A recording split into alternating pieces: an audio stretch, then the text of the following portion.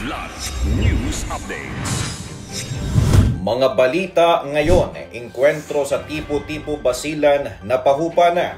Indonesia at Pilipinas nagsanib puwersa sa Maritime Border Patrol. High-value drug suspect arestado, 1.1 milyong pesos halaga ng shabu nasa bahat sa Cotabato City. Ako po si Cesar Soriano para ihatid ang mga nangungunang mga balita sa buong kapuluan.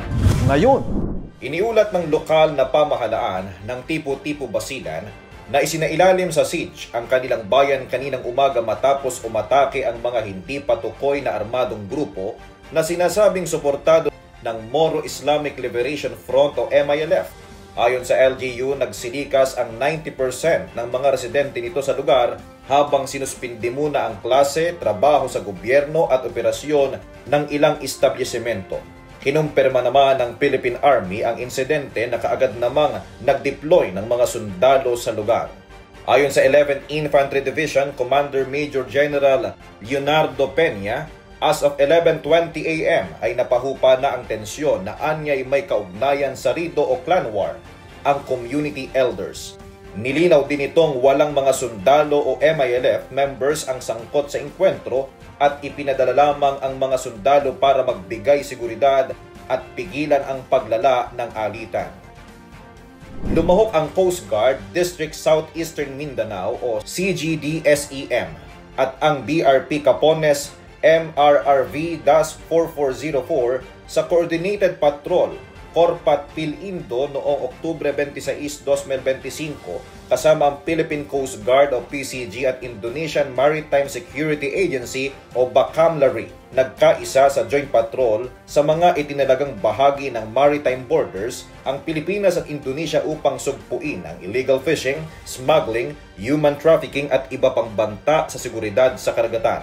Layunin ng operasyon na palakasin ang ugnayang pangseguridad, mapahusay ang koordinasyon at maipatupad ang mga batas pandagat sa hangganan ng dalawang bansa. Ayon sa CGDSEM, ang Corpat Pilindo ay simbolo ng matatag na pakikipagkaibigan at kooperasyon ng Pilipinas at Indonesia sa pagpapanatili ng kaligtasan, seguridad at katatagan ng ating karagatan para sa susunod na henerasyon.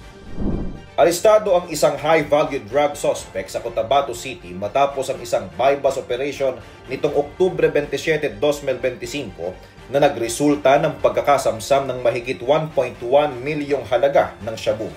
Kinilala ang suspect na si Dato Noel Gimba alias Dats, 26 taong gulang, residente ng Poblasyon 2. Tinamaan siya sa hita matapos tangkaing agawin ang baril ng isang operatiba.